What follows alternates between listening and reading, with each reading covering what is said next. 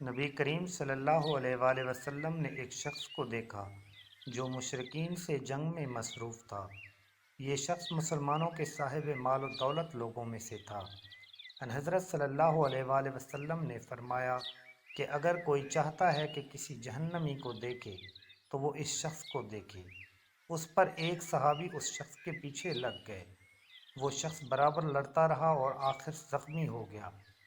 پھر اس نے چاہا کہ جلدی مر جائے، بس اپنی تلوار کی دھار اپنے سینے کے درمیان رکھ کر اس پر اپنے آپ کو ڈال دیا اور تلوار اس کے شانوں کو چیرتی ہوئی نکل گئی۔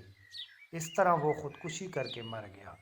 حضور اکرم صلی اللہ علیہ وآلہ وسلم نے فرمایا، بندہ لوگوں کی نظر میں اہل جنت کے کام کرتا رہتا ہے، حالانکہ وہ جہنم میں سے ہوتا ہے۔